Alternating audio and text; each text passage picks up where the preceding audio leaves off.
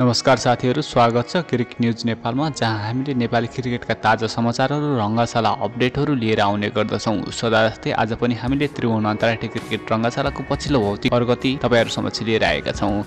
यदि तपाईले हाम्रो च्यानल सब्स्क्राइब गर्ने भएको छ भने सब्स्क्राइब गरिदिनु होला, साथै बेल आइकन पनि थिच्न नबिर्सनु होला ताकि आगामी दिनमा आउने अपडेटहरू नछुटुन्। आज तपाईहरु देख्न सक्नुहुन्छ त्रिभुवन अन्तर्राष्ट्रिय क्रिकेट रङ्गशालाको भौतिक प्रगति अहिले द्रुत गतिमा चलिरहेको छ। अहिले चोबार एन्डतर्फ बनाउन लागि प्याराफिटको लागि बेसमेन्ट तयार गरिँदैछ। तपाईहरु देख्न सक्नुहुन्छ अहिले इट्टा छापिएको छ।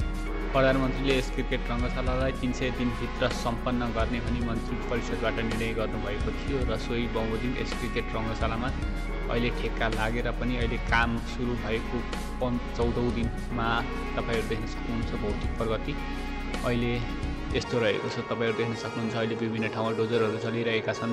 माटो यहाँबाट बोकेर अन्यत्र लैजाने काम भने चलिरहेको छ। तपाईहरु देख्न सक्नुहुन्छ अहिले बेसमेन्ट बनाउने काम पनि धमाधम चलिरहेको छ। यस क्रिकेट रङ्गशालामा अहिले ग्राउन्ड पनि थोरै बढ्ने जस्तो हामीले देखिरहेका छ। चोबार एन्डतर्फ रङ्गशाला बनाउँदा अलिकति ठाउँ छोडिएर बेसमेन्ट बनाउन सुरु गरिएको छ। त्यसैले पनि हामीले अनुमान गर्न सक्छौँ कि यस क्रिकेट रङ्गशालामा अब बाउन्ड्री बढाएर केही अगाडिसम्म ल्याउन सकिनेछ भनेर हामीहरूले विश्वस्त हुन सक्छौँ। तपाईहरु देख्न सक्नुहुन्छ अहिले यहाँ निर्माणको काम धमाधम चलिरहेको छ। अहिले बेसमेन्ट बनाउने काम चलिरहेको छ र त्यहाँ कङ्क्रिट लगाएर हाल्ने काम धमाधम चलिरहेको छ। बेसमेन्ट ढलानको काम धमाधम चलिरहेको छ। तपाईहरु देख्न सक्नुहुन्छ साइड स्क्रिन नजिकैबाट चोबार एन्डको जुन एउटा टावर रहेको छ त्यस टावरसम्म यस स्ट्यान्ड निर्माण हुनेछ र यस स्ट्यान्डमा टोयलेट बाथरुम र वासरुमहरूको पनि सुविधा हुनेछ भने चेन्जिङ रुम ड्रेसिङ रुम पनि बन्नेछ र यस क्रिकेट रङ्गशालाको यस स्ट्यान्ड भने खास रहनेछ भने अन्य स्ट्यान्ड भने स्लोप वाइज हुनेछ र अन्य स्ट्यान्डमा चाहिँ खासै त्यो भित्र जान मिल्ने खालको त्यहाँ वासरुम टोयलेटहरू हुने खालको हुने छैन। यस क्षेत्रमा भने एउटा प्रपर स्ट्रक्चर बन्नेछ जसमा चाहिँ हामीहरूले ड्रेसिङ रुमहरू साथै टोयलेट बाथरुमको पनि सेवा सुविधा हुने जनाइएको छ। तपाईहरु देख्न सक्नुहुन्छ अहिले यहाँ डोजरहरू धमाधम चलिरहेका छन्। मजदुरहरूले धमाधम काम गरिराख्नु भएको छ र अहिले निर्माणले गति लिइरहेको छ। हामीहरू यस निर्माणको गति देखेर सन्तुष्ट हुन सक्छौँ कि अहिले निर्माण काम वैशाखको 24 गतेभित्र सक्ने गरी धमाधम चलिरहेको छ भन्ने आवाज चाहिँ यस रङ्गशाला परिसरमा उभिएर हेर्दै गर्दा तपाईहरुले पाउन सक्नुहुन्छ। अहिले भने तपाईहरु देख्न सक्नुहुन्छ अहिले यहाँ सिमेन्ट मिक्सिङको काम धमाधम चलिरहेको छ जुन बेसमेन्ट तयारको लागि